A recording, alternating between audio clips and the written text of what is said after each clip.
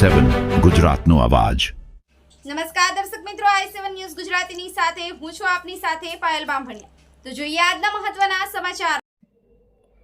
આંકલાવ તાલુકાના બામણ ગામ ગંભીરા મહીસાગર નદીમાં મંગલમના કોન્ટ્રાક્ટર દ્વારા નવો બ્રિજ બનવા જઈ રહ્યો હોય, જેમાં બામણ ગામ સ્થાનિક સંજય અરવિંદ પરમાર, જે 3-4 દિવસથી ભેંસની પાડી ખોવાઈ ગયેલ છે, ત્યારે આ ભાઈ તેને શોધવા લાગ્યા। તે દરમિયાન તેઓએ બ્રિજમાં કામ કરતા કામદારો દ્વારા પ્લાનિંગથી ગારા બનાવીને મૂકી દેવામાં આવ્યા હતા, જેમાં મંગલમના કોન્ટ્રાક્ટર દ્વારા ચાલતા ગંભીરા બ્રિજના કામોના ઘોર બેદરકારી સામે આવી। આ મજૂરો દ્વારા પ્લાનિંગથી ગારા બનાવીને મૂકવામાં આવતા ચારતા પશુઓમાં ગારામાં ફીટ થઈ જાય અને તેનો શિકાર કરવામાં આવે છે।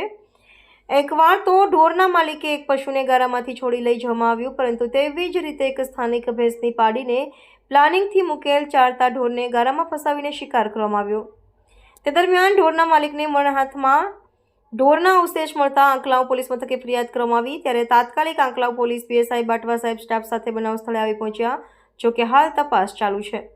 ત્યારે કોન્ટ્રાક્ટર ગોપાલભાઈને પૂછવામાં આવતા તેઓએ જણાવ્યું કે અમારી જાણ બહાર છે, મંગલમના કોન્ટ્રાક્ટર દ્વારા બ્રિજનું કામ ચાલતું હોય ત્યારે બ્રિજમાં કામ કરતા મજૂરો દ્વારા એક ગંભીર કૃત્ય કરવામાં આવ્યું છે। એક માસૂમને પશુને પ્લાનિંગથી ગારામાં ફિટ કરી શિકાર કરવામાં આવ્યો, ત્યારે ઢોરના માલિકે મારી ભેંસની પાડીનો શિકાર કરવામાં આવ્યો છે, જેની ન્યાયની માંગણી કરવામાં આવી। ત્યારે આ પશુના માલિકને ક્યારે ન્યાય મળે અને ક્યારે કાર્યવાહી કરવામાં આવશે તે જોવાનું રહ્યું। રિપોર્ટર નરેન્દ્ર શર્મા, આણંદ। જી, આપનું નામ? હું જાતે બામણ ગામ દૂધ મંડળી ચેરમેન ઘનશ્યામભાઈ મણિભાઈ પડિયાર।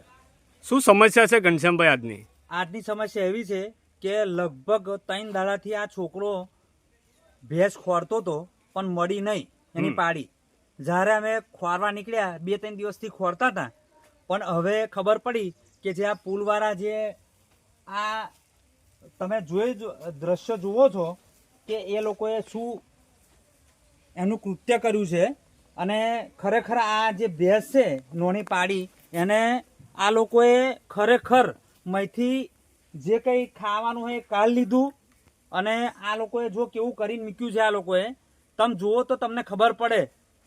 આ ખરેખર આ સરાહનીય કૃત્ય ના કહેવાય। આ જુઓ તમે, એક બીજી કાલે બોધી હતી તો આજે ખબર પડી અમને। 3 દિવસથી અમે ખોરતા હતા તો આજે મળી આ ભેંસ। તો ઘનશ્યામભાઈ, આ વિશે તમે કોઈને રજૂઆત કરી છે? રજૂઆત એટલે પોલીસ સ્ટેશન મેં એ ભાઈને મોકલ્યો જાતે, કે જેની ભેંસ પાડી હતી એને મોકલ્યો તઈ, અને એમને જાતે તઈ આગળ કેસ લખાયો છે, અને જોઈએ હવે શું થાય છે એવું।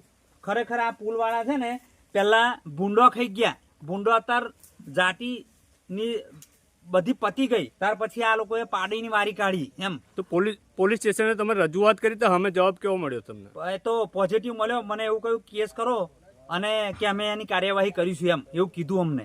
ઓકે, આ વિશે બીજું તો હવે કઈ નહીં, પણ આ છોકરાને ન્યાય મળવો જોઈએ। તમે એ છોકરાની જોડે વાત કરો।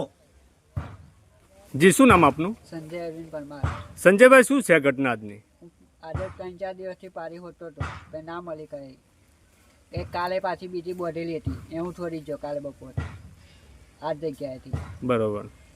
ને હું અહીં આવું ખરો તો મને આગળ ના આવ્યો તો મને અહીંયા હરિયા ના સર્યું, અહીંયા રાતે આવું કરી નાખ્યું। તો તમને કેમની ખબર પડી કે આ જગ્યાએ જ પાડી છે? કાલે બોધી હતી એટલે મકો આજે આ ધારે જોવાયો તો અહીંયા મને મળી। કોણે બોધી હતી એવું ખબર? એ મારે ખબર નહીં।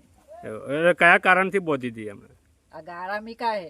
હા, ગારા મીકીને ગારા હરિયા ગારા, બરોબર।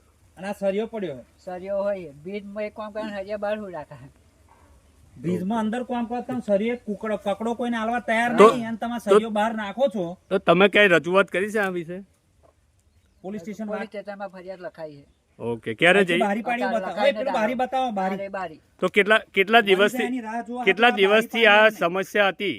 3-4 દિવસથી આજે, એટલે કેટલા દિવસથી તમે શોધતા હતા પાડી? 3-4 દિવસથી હોતો હતો, રાત દિવસ તો કઈ મળી નહીં। આજે કાલે બોધેલી જોઈ તે મકો આવ્યો મળશે। ઓકે, ધન્યવાદ। અંદર આવવા નહીં રહેતા ઉપરથી। તો આ વિશે તમારી શું માંગ છે? મને પારીનો ન્યાય મળે।